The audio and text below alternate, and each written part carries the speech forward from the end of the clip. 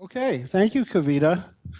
All right, so look, I'm going to stick with this sort of school spirit and keep going at a pace where I actually explain things when people ask me questions. Lecture 3 will be very short, but actually it merges into something that Vijay wanted us to talk about, which was to emphasize open questions. And really, Lecture 3 is about the first steps towards a really big open question. And so I think it'll fit into the flow. One of the things I want to tell you about today is some things about how you would use the qualitative properties of differential equations in an application, okay, which is what I've been talking about. And, you know, perhaps that was something that might have fit in better last week, but I know from conversations in the cafeteria that this is something that a lot of you don't have experience with. So, as you remember, when I ran out of time last time, I was talking about these coarse-grained equations for gene expression in the fly blastoderm, and I introduced you to the equations: synthesis, transport, decay, where we coarse grain that big transcription model into an additive sum underneath the thresholding function, where the genes are on or off or somewhere in between. We're describing the interactions among the genes by a matrix, and there's other elements that are essentially part of the matrix for outside inputs that don't occur on the left-hand side. V superscript A, that's the concentration of the protein from gene A in nucleus I. And I explained that we're going to get values for the parameters by fitting to data. Okay, and this is something that you sometimes have to do even in physics, for example, for conduction coefficients. And this was where I left off. Okay, so now I want to go back to a biological problem. Remember that I was talking about all of this in the context of canalization. Canalization this time in trans, between different genes.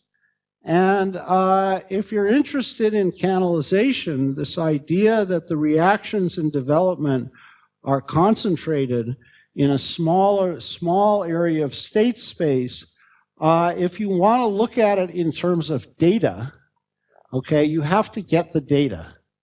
Okay, so some years ago, we collected a very large data set for the entire segmentation system. It involved about 1,600 fixed embryos. We stained each embryo for the expression of Eve and 2 other genes. You can download this data if you want from our database.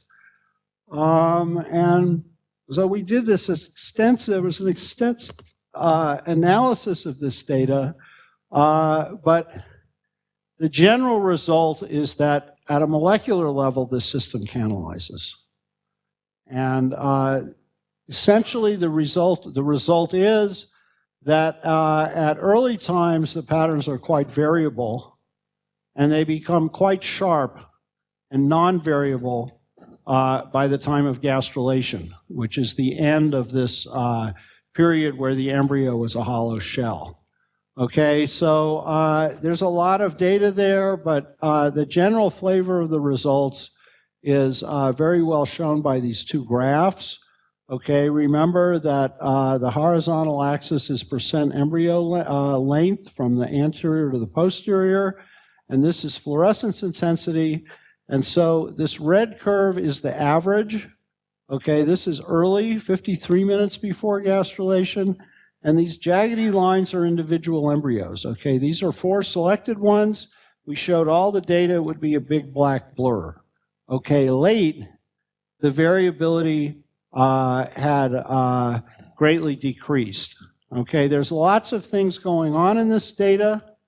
It turns out that some of the gap gene domains shift over time. But what I want to emphasize today is the canalization issue.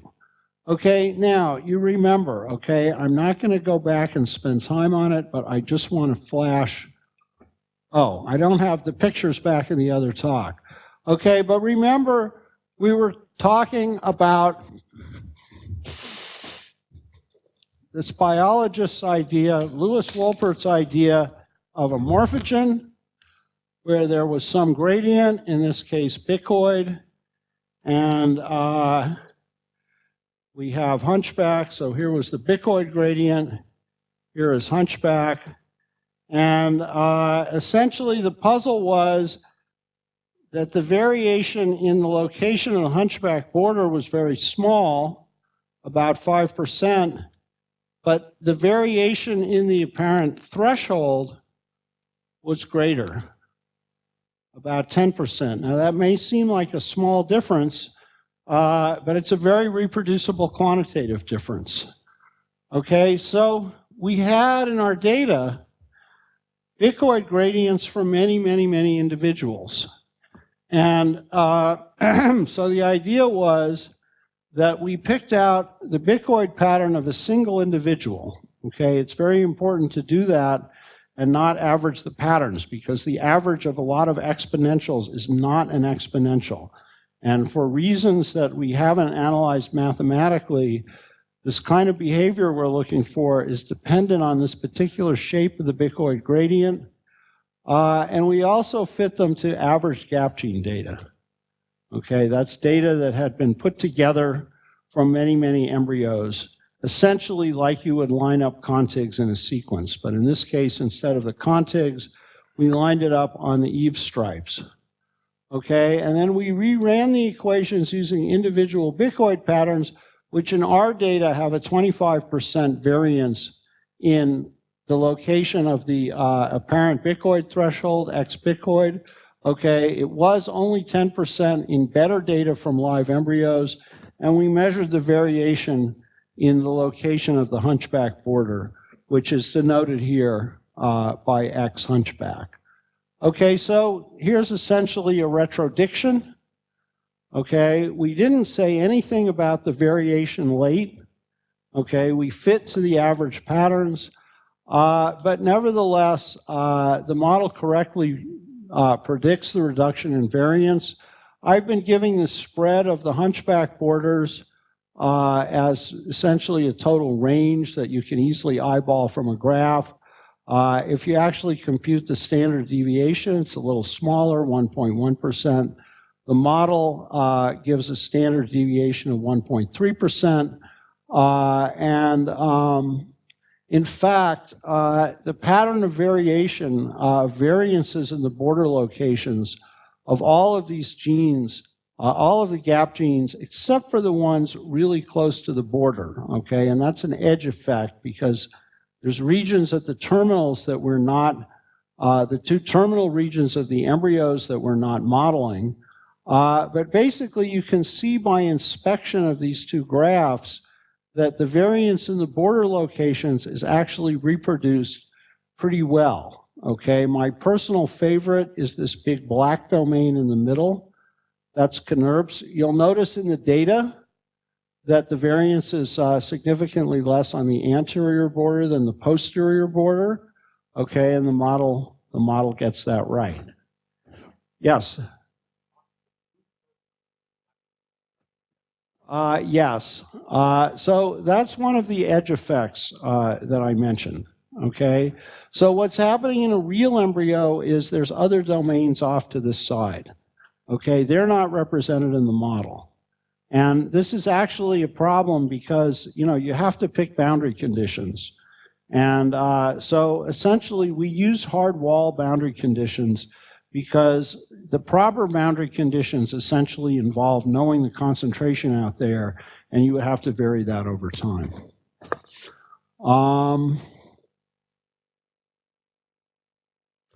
Okay. Say again, Reza? Oh, I'm very sorry. Yes, the upper one is the model. It's what you get out of the model, running the model with different bicoid gradients from different embryos.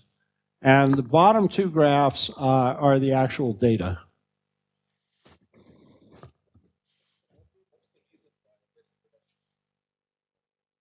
That's what I'm about to explain.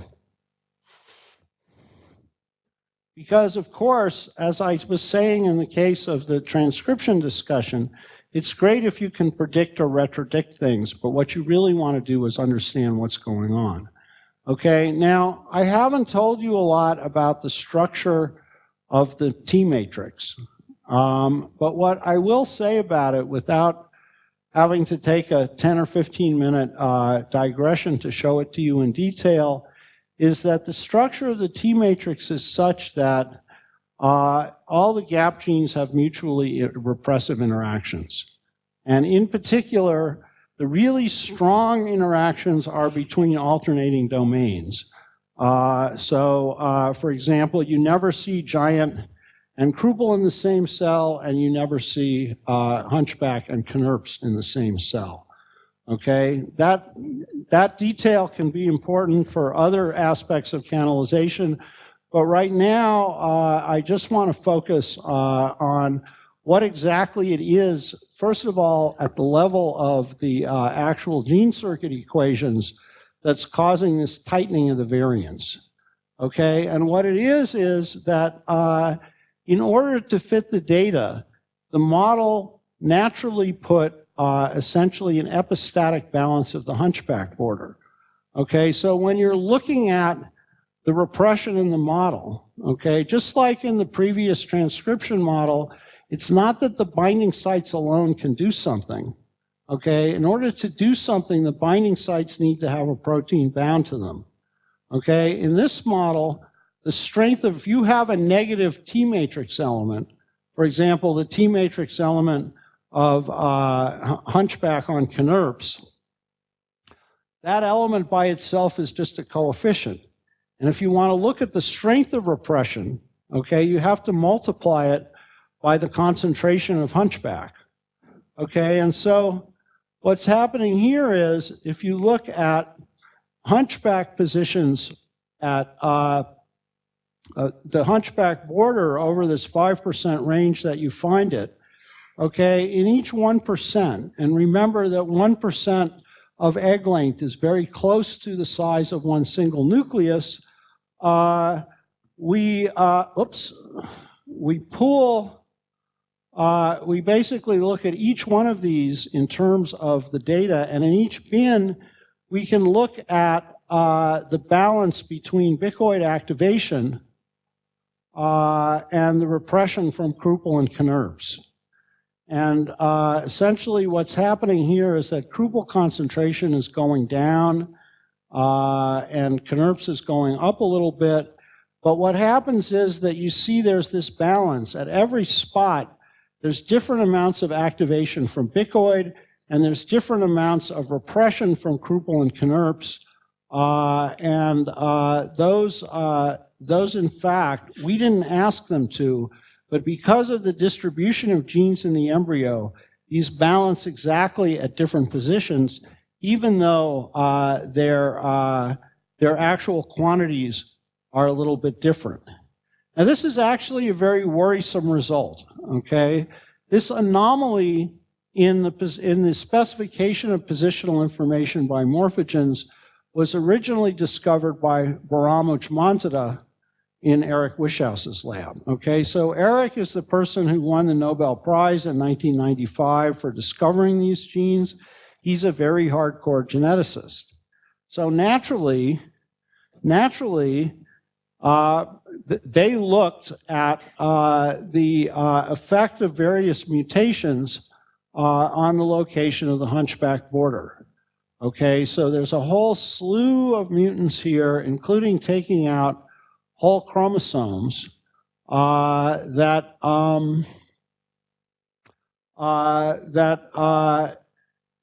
their effects on the sigma, the standard deviation of the location of the hunchback border.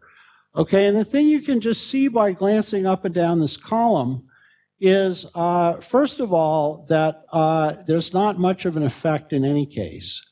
Okay, it's 0.01 for wild type, And the largest value you see here is 0.02. Now, when we first looked at these, the experiments of Thomas Greger, okay, that I mentioned, that gave this 5% variation in the hunchback border versus 10% variation in X bicoid, hadn't been done yet, okay? That we thought that the gap was much bigger. But what we did see was that our model was telling us that the gap genes had to do with that, okay? And in fact, in any single mutant of the gap genes, the precision of the border is completely unaffected. So we thought maybe we were wrong, okay? But since we saw that both Krupel and Knirps were involved, the thing to do was to make double mutants. Okay, so this takes a little bit of work on the fly level, but in fact, Manu made the double mutants. And I might point out to you theoreticians, okay, that there was no plan. Manu was entirely an applied mathematician. But the guy who was, we had the embryos, the guy who was supposed to do the experiments, he went and gave a demonstration of our quantitative data techniques at the fly meeting.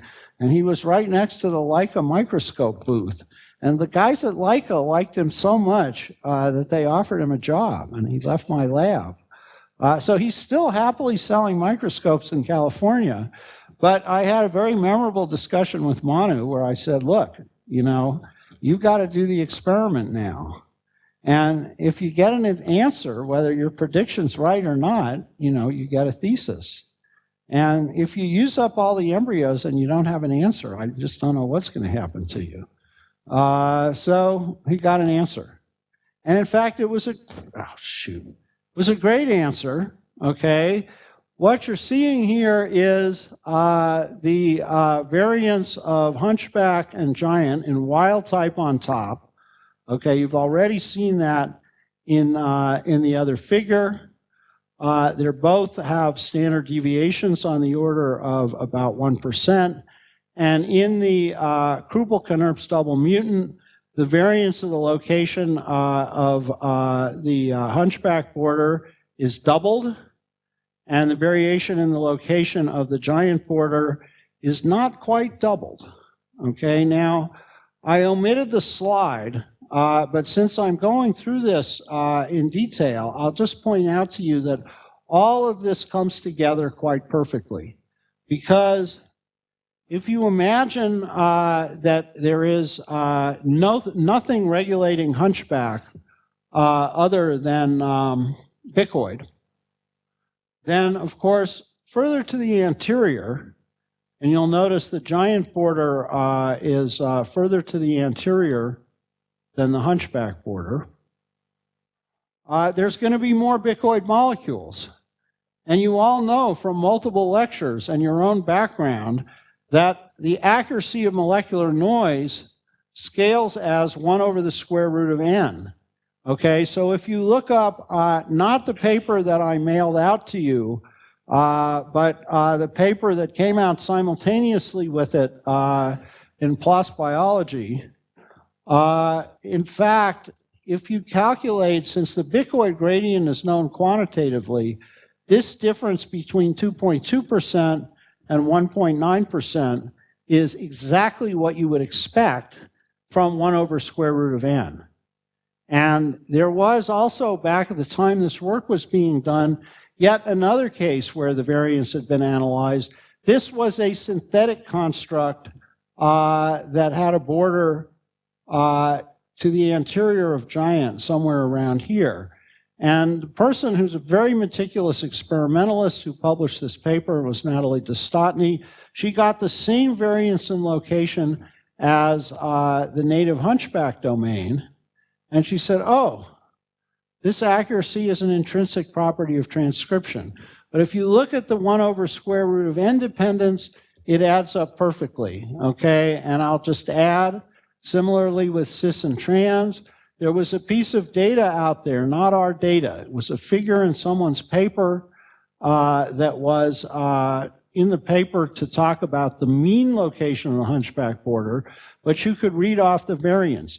That was driven in cis by an enhancer that had only bicoid sites, okay? It showed this same 2% variation, okay? So the point is, this extra accuracy could be removed in either cis or in trans by taking away the response to everything except bicoid, either by removing the binding sites in cis or by taking out the genes in trans. Oh, N is just the number of embryos that were used to collect the data. I forgot to explain that, but in this slide, I'm just acting like a total experimentalist. Excuse me?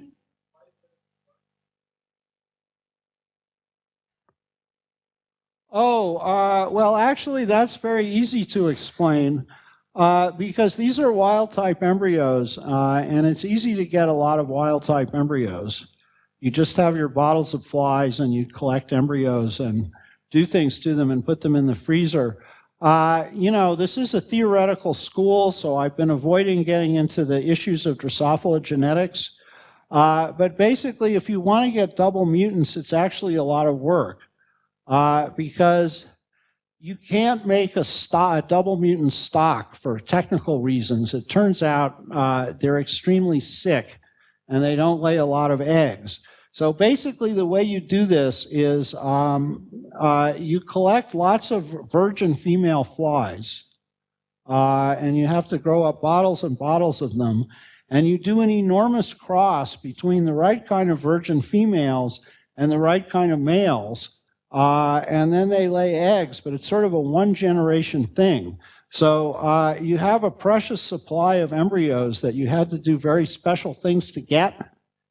And that's just why we've had this with both of the crosses that I've shown, also the one where I showed that one with caudal. Part of the problem is, you know, the student works hard. You get a few embryos, you can keep them in the freezer, but if your imaging experiments don't work out, it's kind of a big problem because it's really a lot of work to get the embryos. So that was maybe a little long-winded, but that's the reason why there are fewer of those.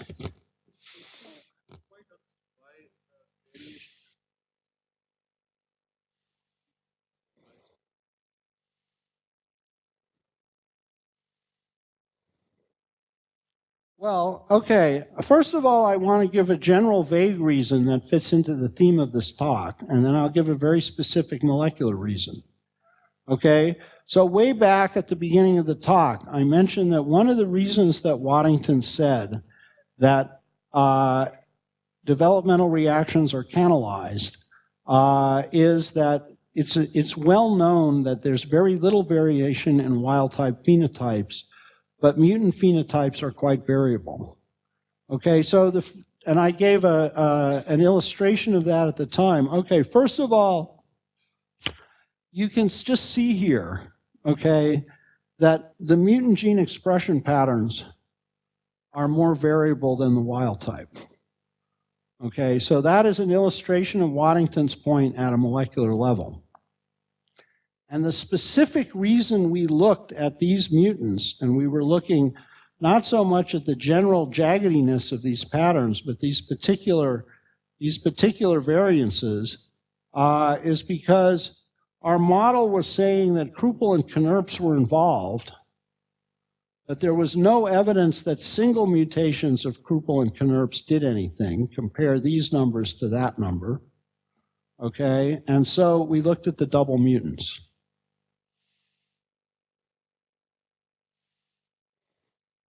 Okay, now there's a lot more to this stuff that I'm not talking about. Okay, for example, it turns out that this is a very general phenomenon. So, for example, just like Waddington said, if you look at Krupel mutants, they're just generally more variable. Does that answer your question, Sanjay?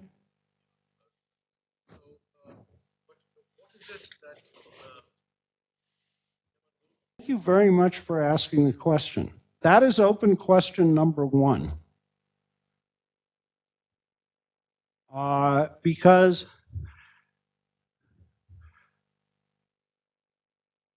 essentially, all Waddington was saying, and this is something that came up in Hartmut's talk also, okay?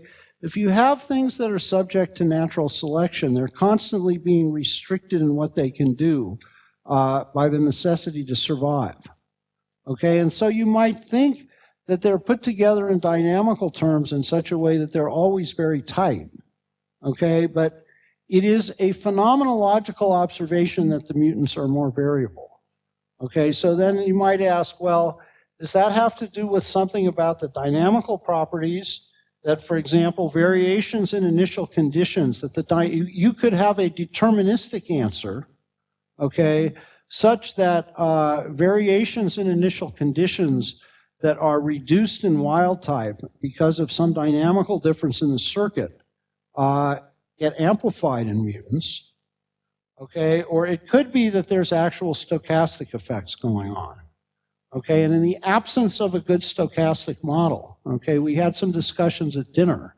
You know, one worries. There are relatively small numbers of molecules here.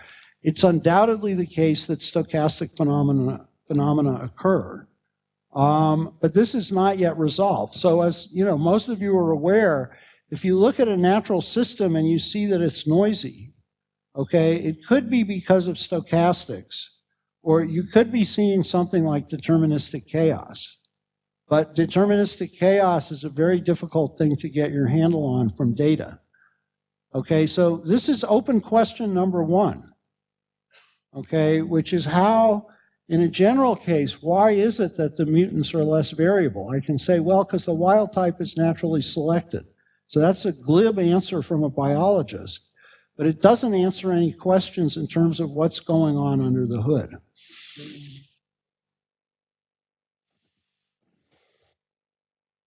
Okay, now I have a little sort of educational module here. Okay, so without going into the issue in complete depth, I've shown you experimental data that says that the embryo canalizes, and that there's a reasonably well supported math model of that canalization. And I alluded way back at the beginning of the lecture, which was back yesterday, that Waddington's ideas that are represented by these landscapes had given rise to a whole field of mathematics.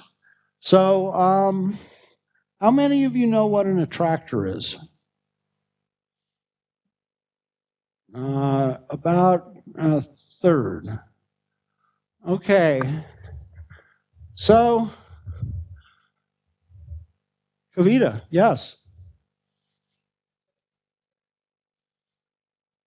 Yeah. What are these axes?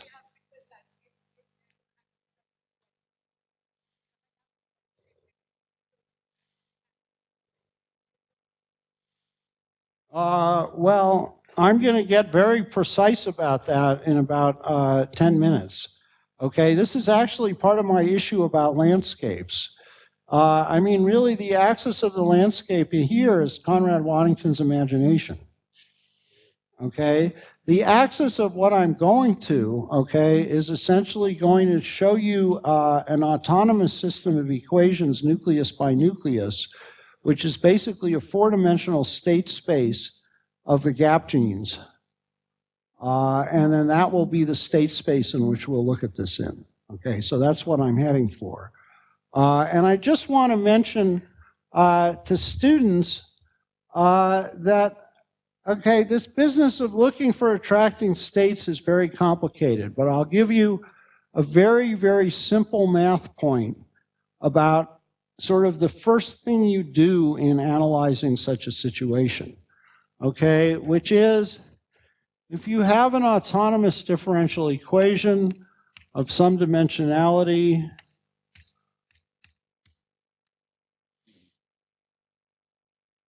one of the first things you want to do in solving it is you want to find the equilibria, okay? So the equilibria are those points where the equation is static.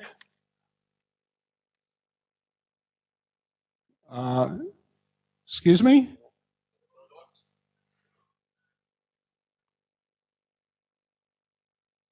Oh, well, there's supposed to be one. Oh, I'm sorry, there's not supposed to be one. Excuse me.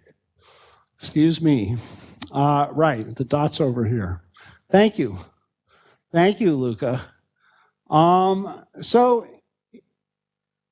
as we've been saying in conversations at dinner, you know, if you want to analyze a complicated problem that's nonlinear, you look at a small patch of it where things are linear, okay? Just as you do in population genetics, you do it with differential equations. And so if you find an equilibrium point, okay, so suppose you find such a point where x dot is 0, we'll call it x0. Okay, you can expand it in a Taylor series. And in the neighborhood of the Taylor series, you can write this very nonlinear.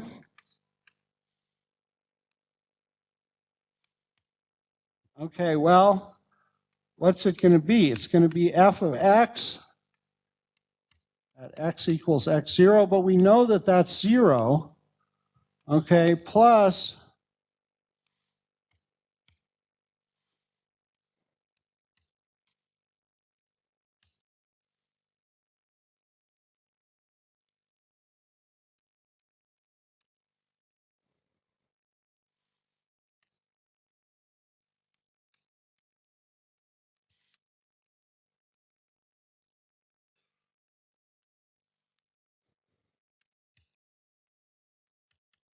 higher order terms.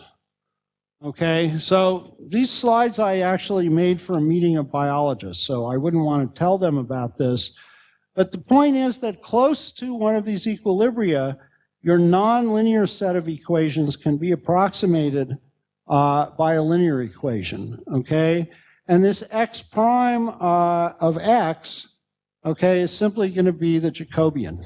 It's a matrix, and once you have it, you can look for eigenvalues. And so you can classify the equilibria according to their eigenvalues, and you can have different situations. So for example, if all the eigenvalues are negative and real, you get what's called an attractor or a node. Okay, this point with the little circle is stable, and flow is coming into it along the eigenvalues and in fact from everywhere, okay? So you can see how this relates to the idea of canalization. If you're at this point, you stay there. If you wander away from it, you tend to come back. Okay, now at the level of points, you can have all sorts of different phenomena according to what the combinations of eigenvalues are. So for example, you could have something like a repeller. Okay, this is like balancing a pencil on its point. If you're right here at this point, you stay there. But if the tiniest perturbation that takes you away from that tends to make you move further and further away. Okay, and then you can get combinations of all of these cases are when the eigenvalues are real. If you have negative and positive eigenvalues, okay, on this axis, the eigenvalues are negative, the flow is coming in. On these axes, the eigenvalues are positive, the flow is going out. And so you have a particular singular manifold that goes in and hits the equilibrium point tangent to these negative eigenvectors. And you have another singular manifold that comes out of the equilibrium point starting along this positive eigenvector, and it curves up here. Okay, I said singular because it is only the singular manifolds that ever get to the equilibrium point. If you're just a little bit away from this S means stable manifold, the U means unstable. If you're a little bit further away, you come in, you get close, and then you go out again. Okay, now I'm not going to go through the whole zoo of behavior here. I'll just make two very quick remarks if you're new to this. Okay, if the eigenvalues may have an imaginary part, that tends to make them rotate. Depending on if their real part is positive or negative, they'll spiral in or spiral out. And the second thing I want to say that's really, really important, because I'm kind of staggered by how, look, is that not all attractors are points. Okay? This is a very, very important point. And, you know, I read grants that are supposed to be about theory, and it's kind of shocking how many of these grants, you know, they go through, they say, oh, we're going to look for attractors. And they only consider the points where, the cases where they're points. So you have to check that, okay? And what I'm going to show you, we check very carefully. We're looking at point attractors. But if you're working with circadian rhythms, you might expect to see attractors that go round and round in circles. There's a very good theory about that. If you have 3 dimensions or more, you can get so-called strange attractors that lead to chaotic behavior that is really very hard on an experimental level to distinguish from stochastic behavior. And unfortunately, it's also very hard to treat mathematically. So you take what you can get. Now, there's another thing that can happen. Sometimes the attractor structure can change. So any differential equation has parameters. And if you change the parameters, you'll change the equilibrium of the equation. Okay, well, sometimes when you change the equilibrium of the equation, you can get singular events, okay? There's a whole math theory of this, of which I am a consumer and not a prover of theorems. But what is attractive about this math theory is that even if you have a very high dimensional system, there are beautiful theorems such as the center manifold theorem that say that you can often reduce the behavior of it to a very low dimensional case. And this is a very low, generic low dimensional case that's shown here. Okay, so suppose you have a node or an attractor and you have a saddle. Okay, now suppose that you happen to change some parameters in your equation so these 2 equilibrium points get closer and closer to each other. Okay, now as I said, there's a beautiful theory involving Jacobians, the different kinds of singularities you can have in the Jacobians, et cetera, et cetera, et cetera.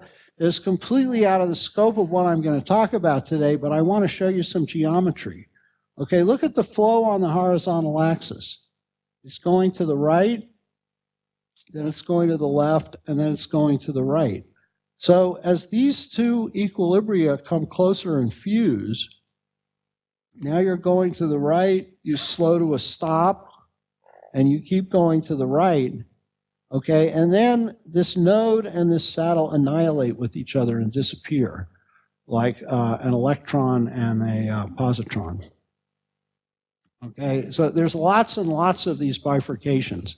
In fact, however, in all of the cases, there's a very small number that tend to come up generically in applications. This is the most common one. It's called a saddle node bifurcation.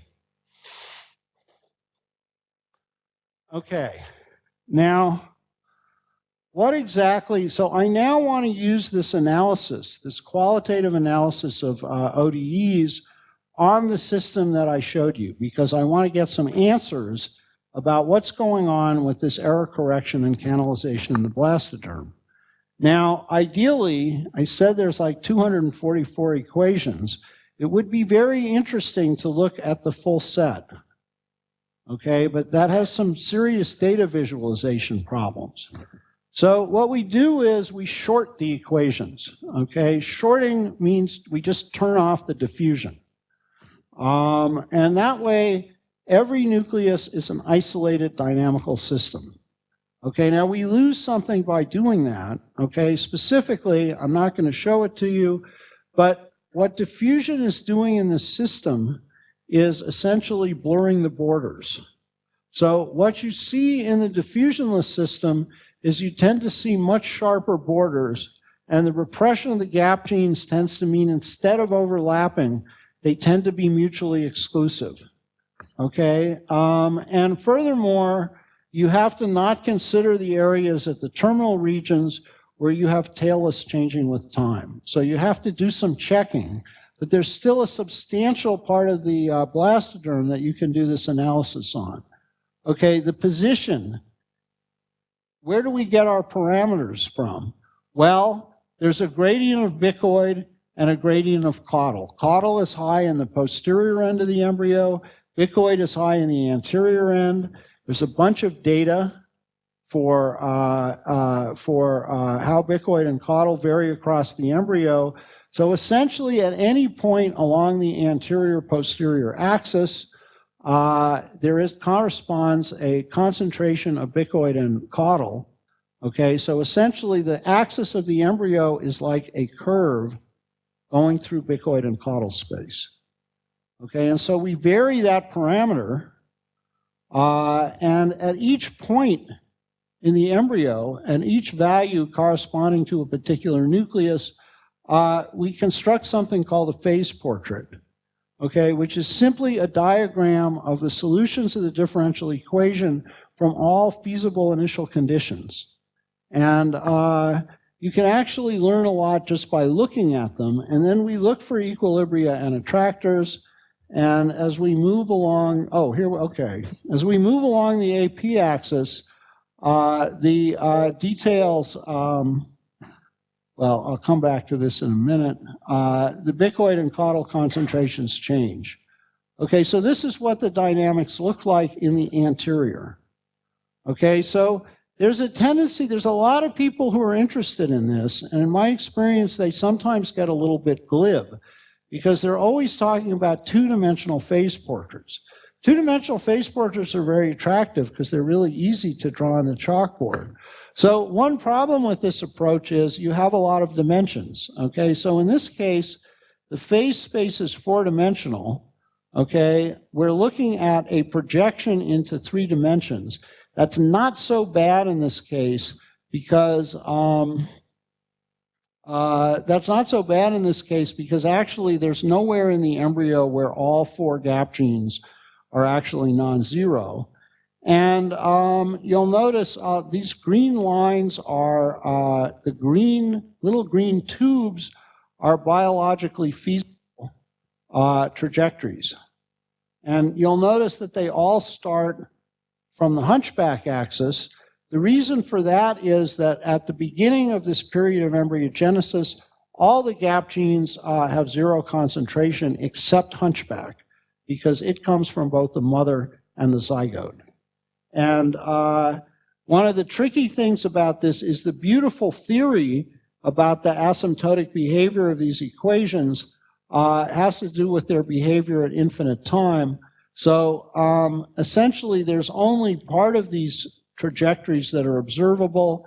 That would be the green part. The part where we've extended it into the unobservable future beyond gastrulation is this red part. And then these little balls are the equilibrium points, and they're color-coded according to what their spectrum of eigenvalues are. So the blue ones are attractors, and there are 3 attractors present. One has Kruppel and no other genes. One has hunchback and Kruppel, and the other one has hunchback and giant. So you can read, if you like, about the details of mapping all these attractors to the actual observable expression domains. But the point that I want to make here is that the general way that this phase portrait works is pretty much the way people like Waddington guess. Oh, and this zigzag is because this is showing the development of the pattern from the end of the 12th nuclear division to the beginning of gastrulation. When the 13th nuclear division happens, synthesis from the genes shuts down, and all nascent transcripts are destroyed. Okay, this is just a fact about the system. These genes in Drosophila are not transcribed during mitosis. Okay, there's exceptions to that rule, like yeast cell cycle genes, but that's what makes the zigzag. And so this was the general idea of Tom, that different cellular states corresponded to different attractors. Yes?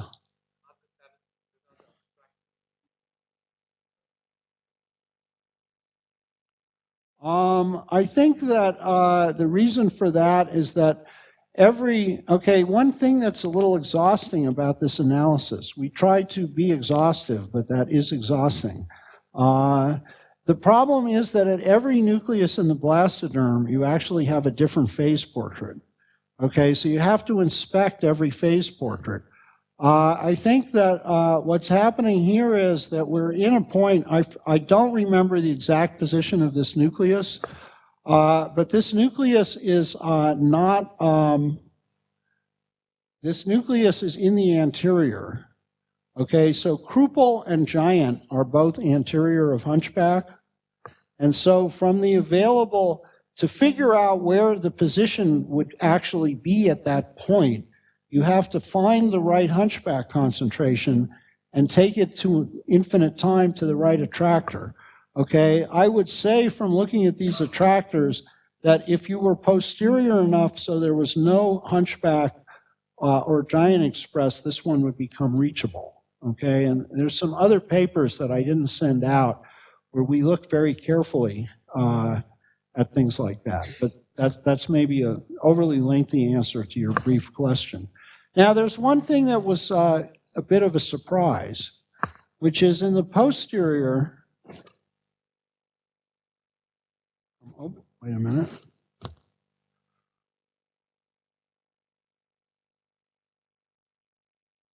Yes. In the posterior, come on, rotate. Let me see if that picks up. Let me start talking and I'll sort of kick it from my, just a minute.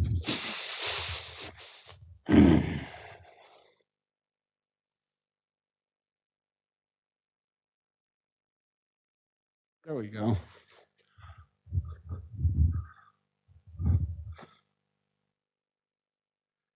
So when analyzing the posterior expression, initially it was very, very puzzling because at every position, every single trajectory went to Hunchback. Okay, so that made absolutely no sense because there were all kinds of different gap domains there, and it wasn't like a solid Hunchback in the posterior. Okay, but the trick is they go to Hunchback after infinite time. So you have to use your dynamical theory in conjunction with biological reality. Okay, you'll notice that many of these trajectories reach this Hunchback attractor by a very roundabout route. Okay, this guy comes up here. He passes close to a saddle, comes here, here, down here, and finally over here to Hunchback. Okay, but most of that trajectory is red. You can't see the red because they're all gathered together. During biologically feasible time, what's happening is that the attraction is not to a point. The attraction is actually to an unstable manifold, which I'll show you in a minute. But you can see that even without the point attractor, okay, the unstable manifold I think we're having a battery problem, but I never travel without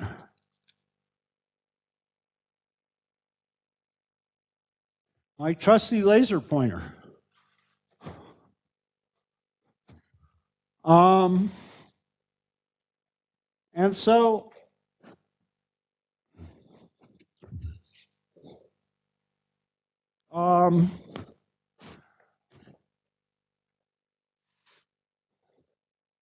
What's happening is that there's two different kinds of canalization happening, and in the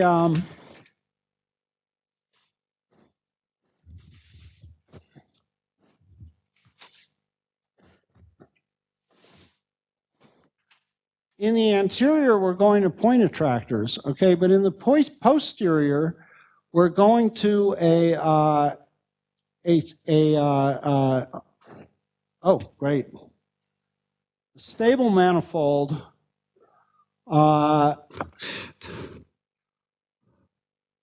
stable manifold that's going into the hunchback, it's going into this hunchback attractor.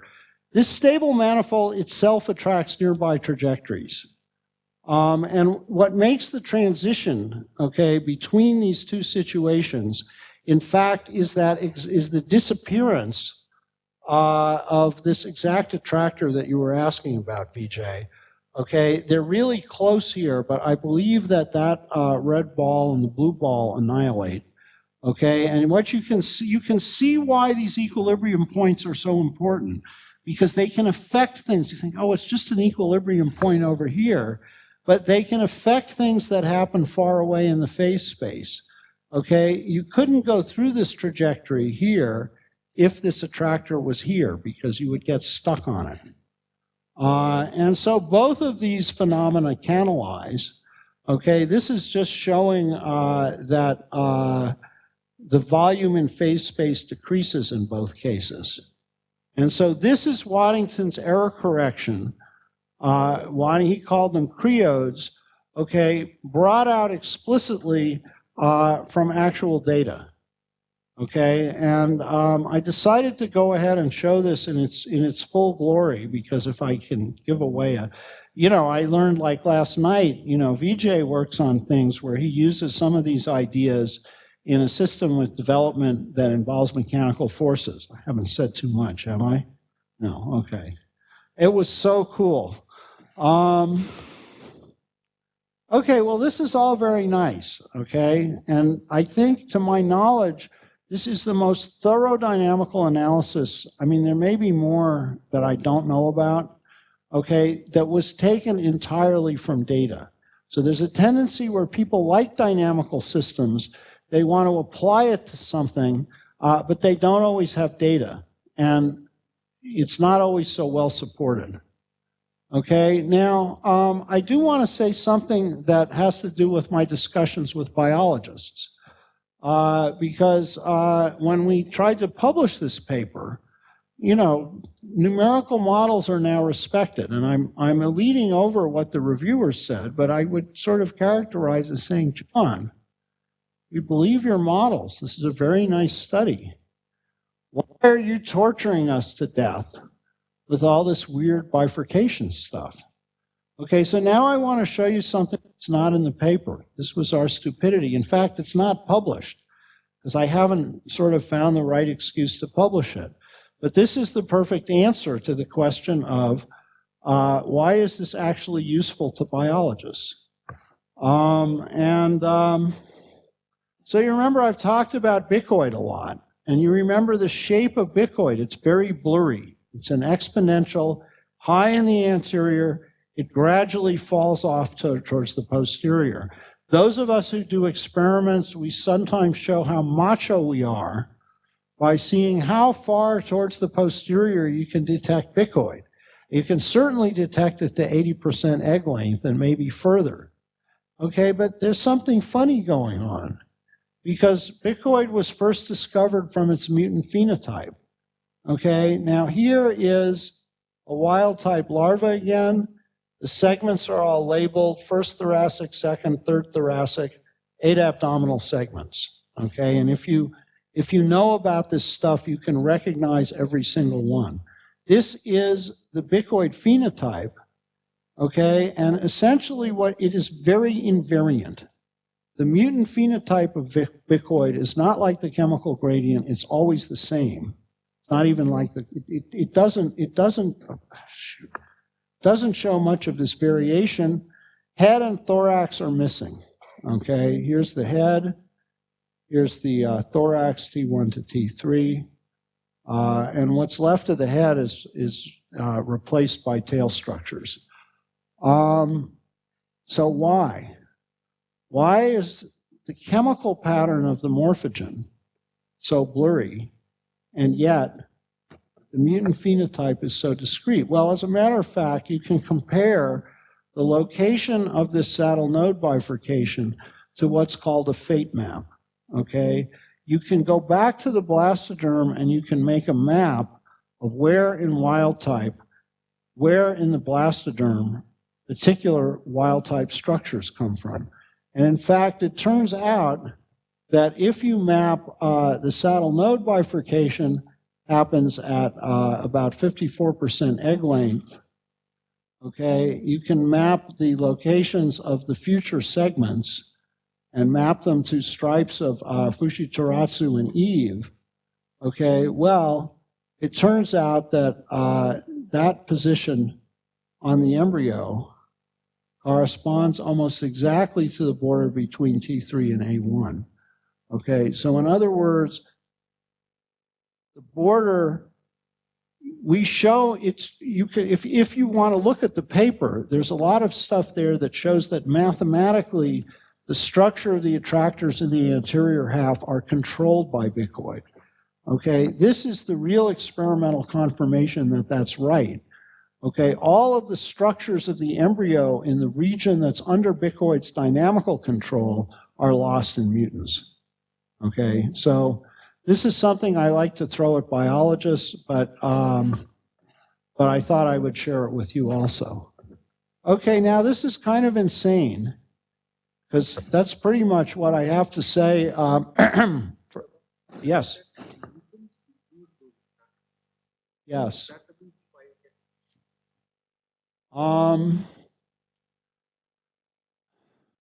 Okay, I have to say there's a skeleton in our closet. Okay, because you can't solve biology in one instance. Okay, I've been talking about the effects of mutants, but there's a long-standing problem with this model, which is the model, as I showed it to you, actually does not predict mutant expression patterns correctly. Okay, naturally, this troubled me severely. Okay, in fact, it can predict mutant expression patterns if you add higher order terms to the stuff under the threshold function. Okay, so there is a study that, to my shame, is unpublished. Okay, the student who did it gave me a draft, but I can tell you the main results. Okay, it essentially uses the model with higher order terms, and it directly models the increased variation in mutants. And essentially what one finds in that analysis is that there is a bifurcation. Okay, so this is a different, okay, I don't have the slides, but let me just explain it orally. Okay, all of the genes in the fly are there in 2 copies. So you can look at a heterozygote, okay, for example, something that has 1 copy of Krupel instead of 2. And what you see is the Krupel domain is fainter, and the Eve stripes around the Krupel domain are closer together. Okay, so the system has been changed, but it hasn't gone through a bifurcation. Okay, so what my student, Lena Panok, did was she turned down, here the parameter was not bicoid and caudal, okay, the parameter was the strength of hunchback activation. Okay, and in fact, she got very biologically sensible and then looked at the dynamical structure. And so if you take Krupel down to 50%, things change, but there's no bifurcation, and the dynamical structure is preserved. Somewhere below 50%, there is a saddle node bifurcation.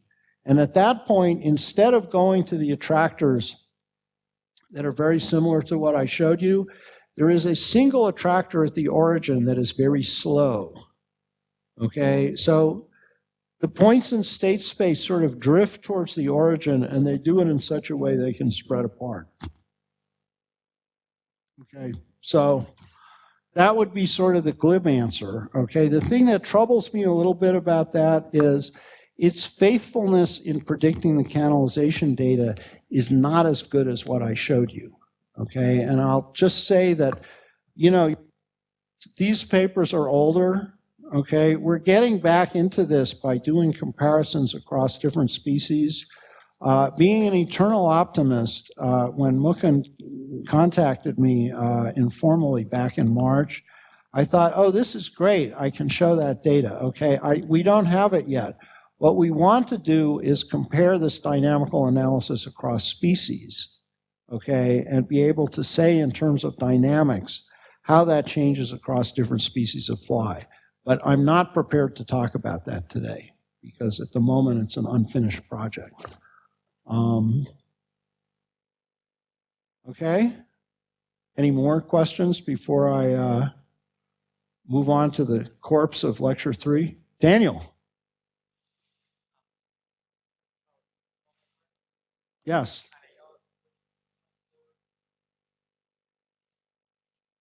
Yes.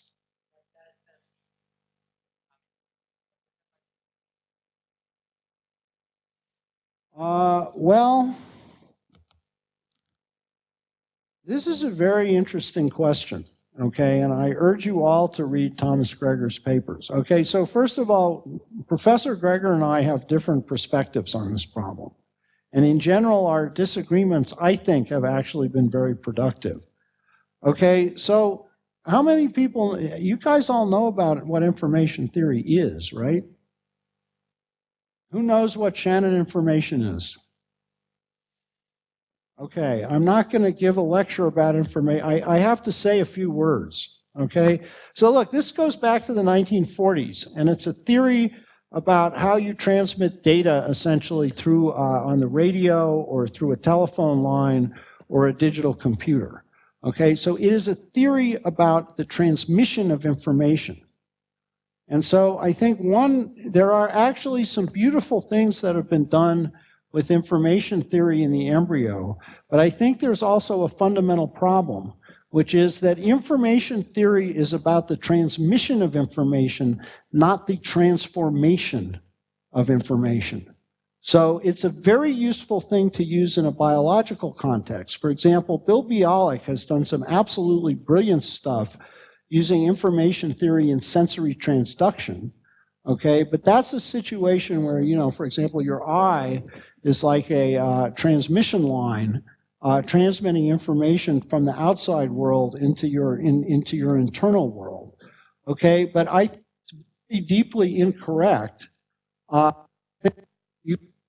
development in terms of transformation, the transmission of information from the genome to the embryo, okay? Because in fact, the information is being transformed, okay? And the place, okay, this is open problem number 2, okay? And I apologize, my open problems are really kind of global.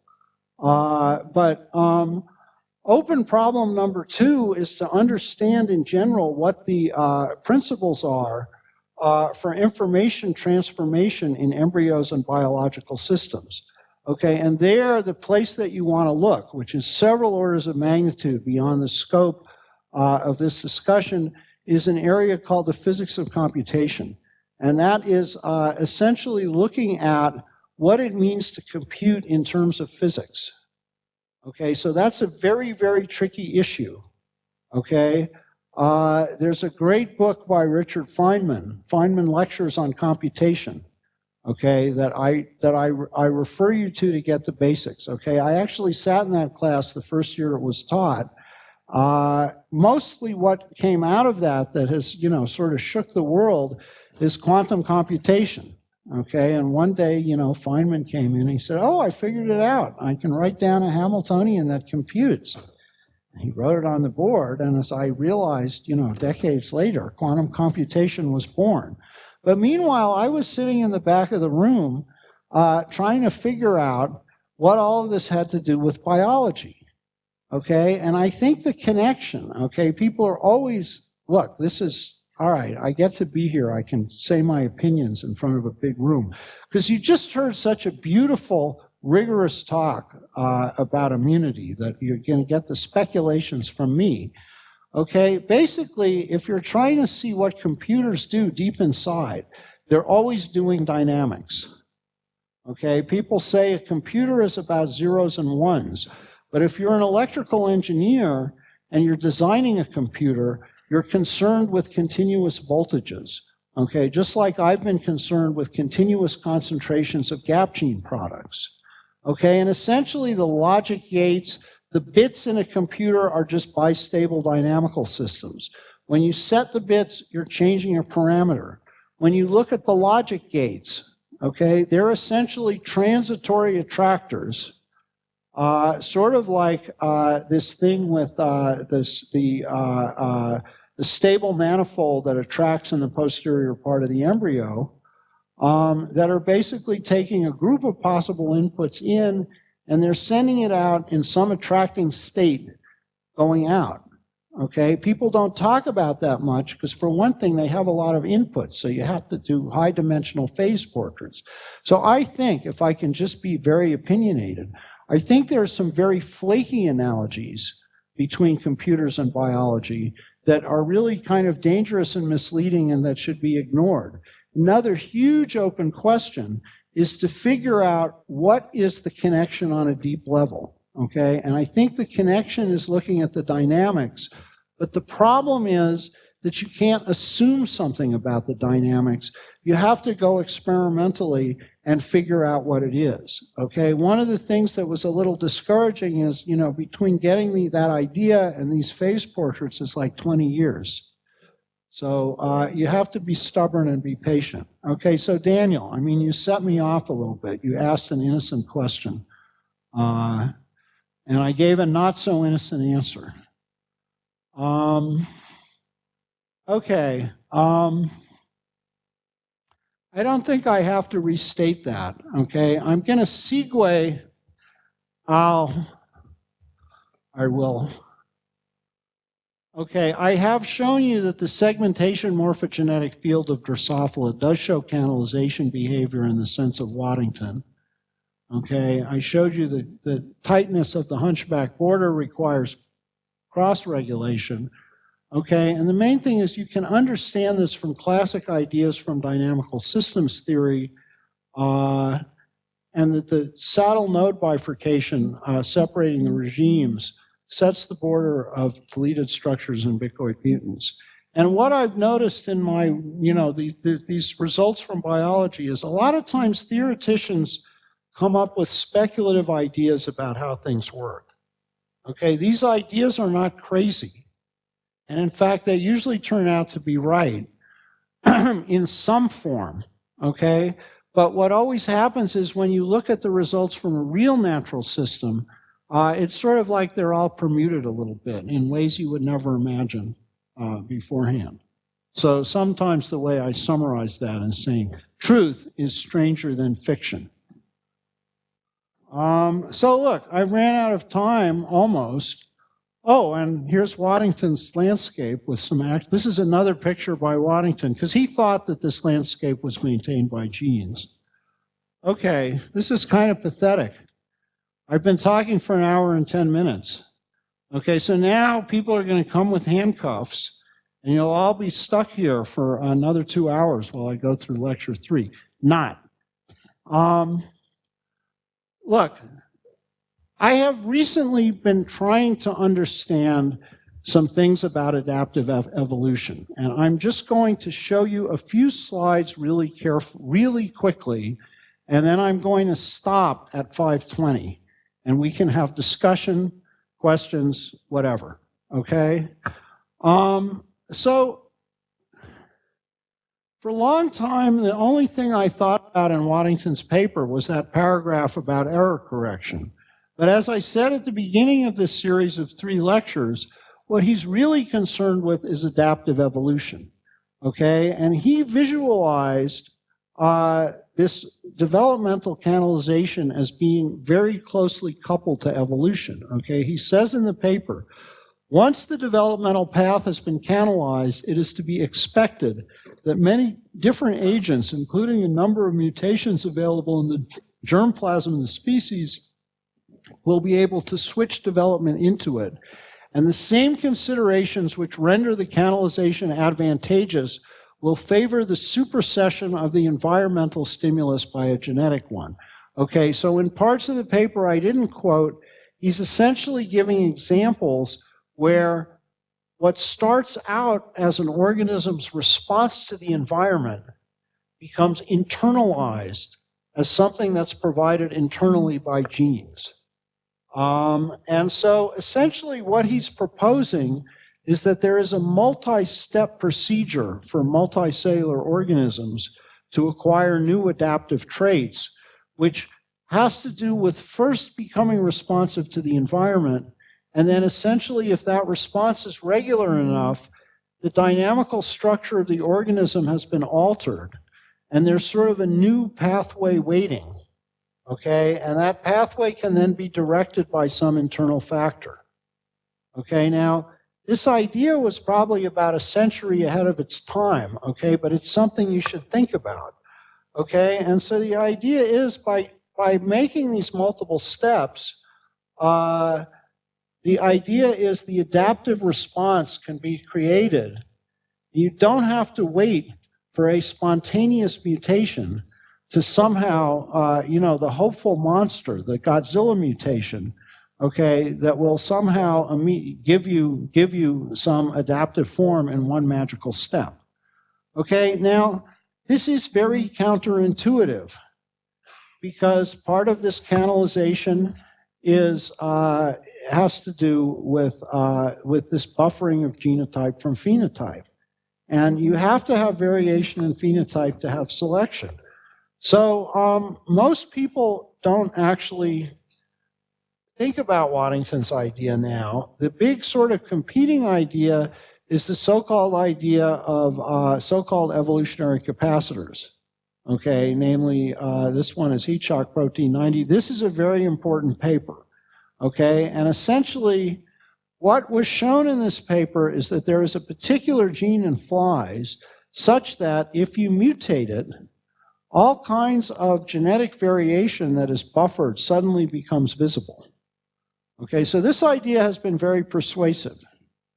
And the state of affairs now, so essentially what I'm sort of starting now, okay, so this is very much a perspective lecture, and that's why I would like to analyze that question theoretically. Okay, so there's a really big problem. There's a really big problem with coming to grips with this. Because if you're working on immunity to pox viruses, okay, that last lecture was beautiful. I was worrying about what I was going to say, but I was sitting way in the back. Because everything makes sense in terms of evolution, okay, and you can match it down to individual amino acids. You have a complete molecular picture, but the price you pay for the complete molecular picture is you're not looking at a whole regulative system, you're looking at a single protein, because that's what can be done now. And if you ask yourself, Waddington did certain experiments, I'm not going to talk about them, but it's hard to say how you could do better than he did. The real experiments would require a time machine. You need to set up a developmental lab starting around the time of the Cambrian explosion or earlier, okay, and you need to do all the classic molecular biology experiments that are done by molecular developmental biologists, and you need to do them every 30, 40 million years till you get up to the present. Okay, that's not happening. Okay, there's another problem if you're a theoretician. Okay, and that is that I've mucked around with putting evolution and development together. This dynamics of development, as you've seen from the previous talks, is pretty complicated.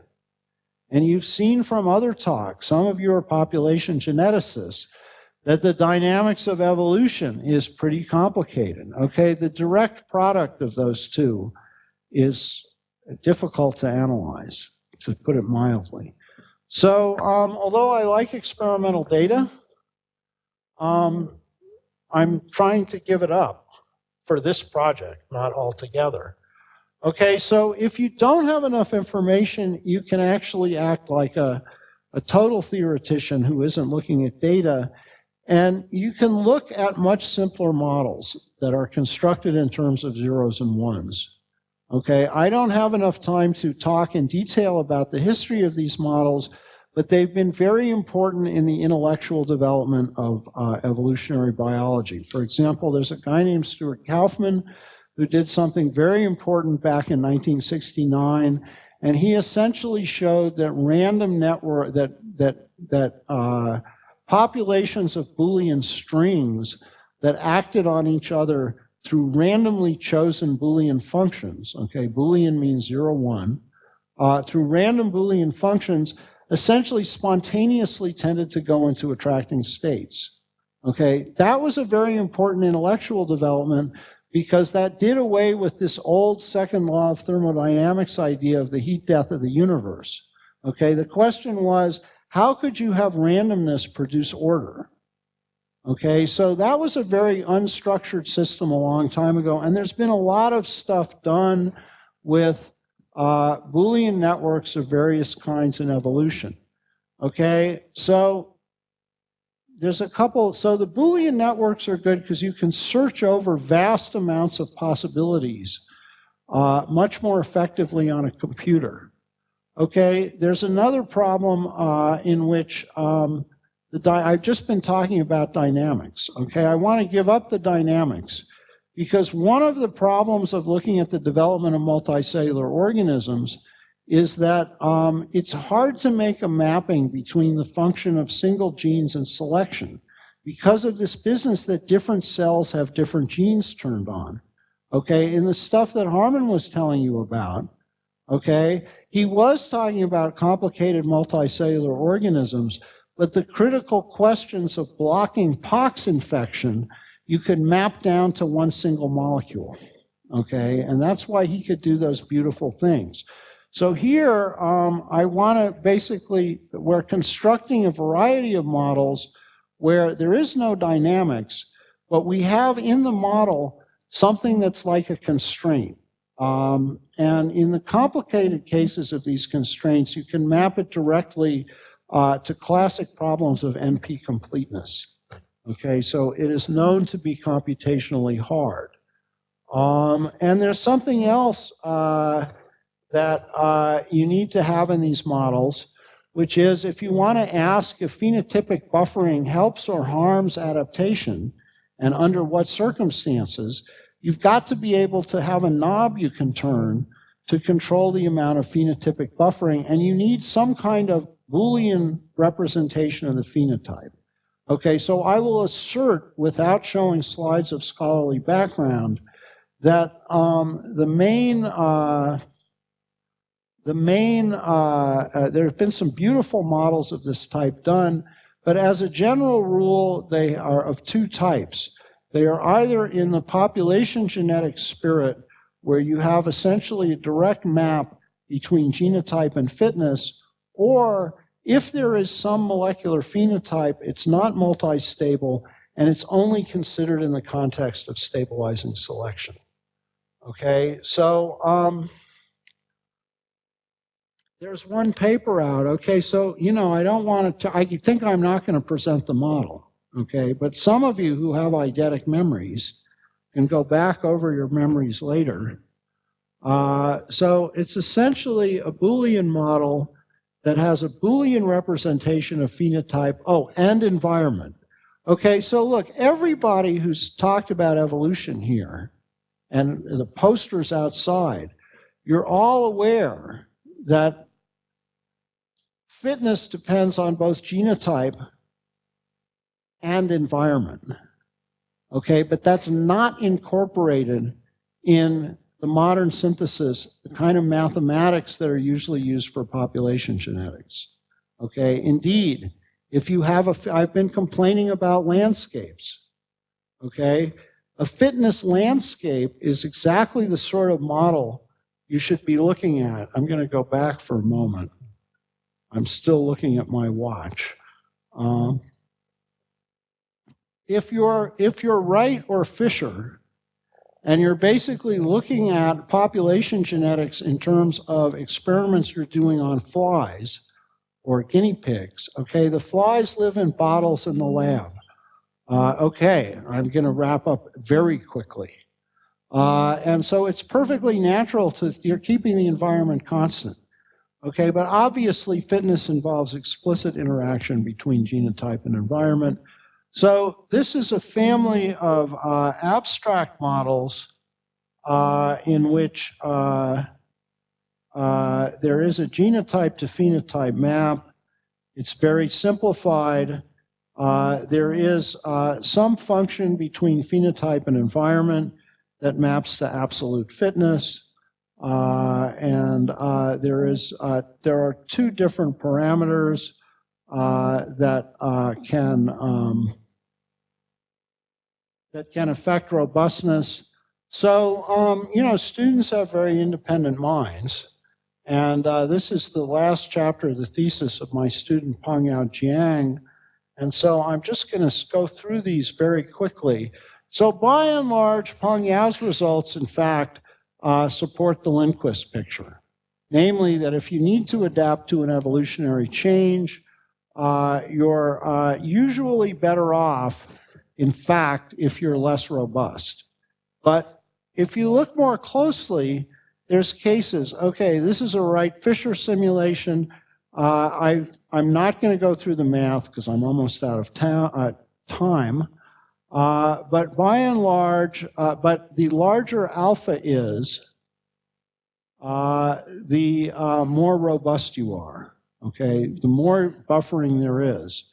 Okay, so in fact, what Pangyao finds is kind of an intermediate result that you want to have just about the right robustness. And furthermore, there are stochastic splits. Okay, so essentially, this is a case where there's not much buffering. So this is the Lindquist situation. If you change environments, you get very rapid adaptation. As you turn robustness up, then you have this non-monotonic relationship and various kinds of stochastic phenomena, and you can relate that to what genes get fixed. Okay, so Pangyao also implemented a model that includes this idea of a capacitance gene. And essentially, her finding was that if you have an abrupt environmental shift,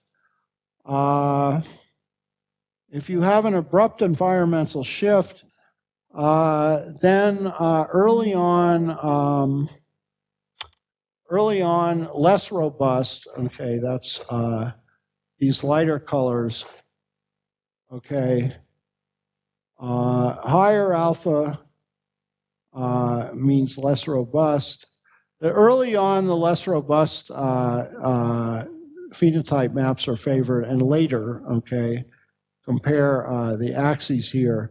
Later on, they do tend to adjust themselves. Okay, this, in fact, contrary to my prejudices, okay, tends to support the evolutionary capacitor theory of Lindquist. Okay, but there is a caveat here, which is this was a fairly easy environment to evolve against. Okay, so it is an environment where you could read off the optimal phenotype directly from the representation of the environment.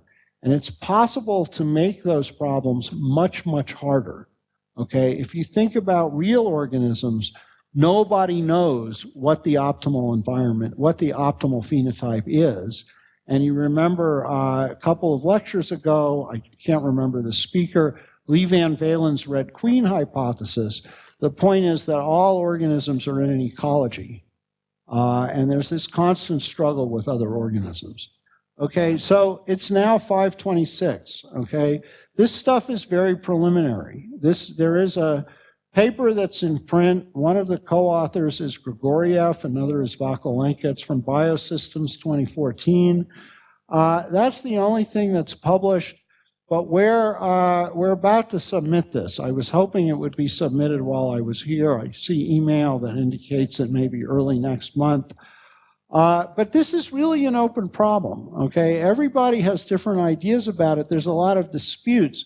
One thing that's a little problematic about these kinds of investigations is that as opposed to doing this beautiful stuff, I had a great conversation at lunch about the evolution of HIV, okay, where you have beautiful scientific systems with infectious diseases, where you actually also have the benefit of, helping sick people, which is certainly more than I can say about my work on flies. There is a problem here in that it takes a lot of effort to get data to settle arguments. So one reason I like to work with experimental systems is you can settle arguments on the basis of facts, okay? Something that's notoriously impossible in other areas, such as, for example, politics. So here are, Vijay emailed us late last night and he said, please conclude your lectures with some open questions. Okay, so these open questions are ridiculously large scale. Okay, but I'm hoping to provoke all of you, okay, because sometimes if you remember this lecture off in the future, okay, I'm sure you're not going to work on flies, but these are really big problems, okay? They're not going anywhere, okay? And I thought that the thing Eric showed about the whatever Dunham effect, as you get older, you think, I'm never going to figure this out, okay, but maybe you guys can. So here's some really big questions. Okay, I mentioned something about number 2. Okay, fitness depends on environment, but scalar fitness of a genotype cannot describe this problem. Okay, we need a more general math framework for PopGen. Okay, something that's analogous to a vector potential in an electromagnetic field. And I know that some of you are working on that, because Kavita, there was that stuff you talked about at the very end of your last lecture that's basically right along these lines. And so, this is some stuff that we really need more of. Okay, and it may be, I happen to be interested in development. Okay, you can do actually right now maybe the most beautiful studies on single-cell organisms, but nevertheless, the reason people got interested in evolution in the first place is because big multicellular organisms like us evolved. Okay, so one thing that sort of haunts everything we do is, if it's true, there's a quote from Dobzhansky, the great evolutionary biologist, that nothing in biology can be understood except in light of evolution. Okay, so that quote is kind of a mixed bag, because if you don't understand evolution, then nothing in biology can be understood. And evolution is pretty hard. Okay, so there is something looming over all of this, which is to integrate developmental biology into evolution. Okay, there's been some nice work done in that area that I haven't been able to cover, or I didn't cover. Okay, there's a lot of Evo-Devo stuff out there that's sort of at the level, beautiful, beautiful stuff, but it's sort of at the level of natural history on the molecular level. Okay, that is to say, you look at different organisms, you compare their genes. Okay, this is important because it's made it clear that at a certain level, the different organisms are like different versions of a computer program that somehow or other are taking the same basic code and rearranging it a bit. Okay, but the problem is to make that statement precise. Okay, it's obviously true. Not at a rigorous scientific level, but if you look, it's just pretty clear. But how can you make that rigorous and precise so that you can make predictions, do engineering, and get deeper human understanding? Okay, I'm particularly interested in how canalization fits into it. And in general, we need more stacks of hierarchical models of the sort that exist in physics. Okay, some of you are physicists. And, you know, I thought it was interesting that Eric showed that slide that had the vast, monstrous Lagrangian of the standard model and said, oh yeah, you integrate that forward and you get everything. Well, of course you don't, really, because the models don't exist by themselves. They're just tools for human understanding, okay? There used to be, sometimes early in my life, I wanted to get one of those t-shirts that said, and God said, and there's Maxwell's equations, and there was light. But of course, that's backwards. There was light, and then somebody named Maxwell described it with those equations, okay? So what people actually do who are good theoreticians is they have a whole barrel of theories in their minds, and the theories are like little patches that cover a certain part, a certain range of phenomena. And you have to match those theories up with other overlapping theories. Okay, so I gave one example of that. You know, maybe it took up too much time, but I really wanted to show you, because some of you are physicists, and you're all would-be theoreticians, or you wouldn't be here, okay? I wanted to show you that you could go from the lower level up to an upper level in at least that case, okay? It's still not as connected on the bottom as I would like, because what you would like to do is connect all of that to fundamental chemical principles, okay? So, you know, this last part, I just talked about open questions, and I got kind of passionate, actually, because, you know, this is the sort of stuff that's really motivated my work, I mean, to whatever it's amounted to. But think hard about that. Find interesting problems, okay, and sort of put them in the back of your mind as a background job, because you may have to mull them over for a long time before you figure out the special secret from your system that you know stuff about, but everybody else doesn't. So you can then do something really cool that you know, the outside world wouldn't realize was practical. Okay, I've spoken too long, as always, so I'll stop. Thank you very much. So I know time is short, and if any of you have to go anywhere, don't worry about being polite. But are there questions, comments, or positions?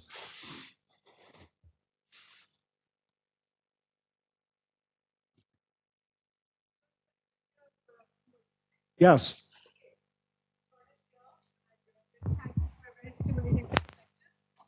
Okay.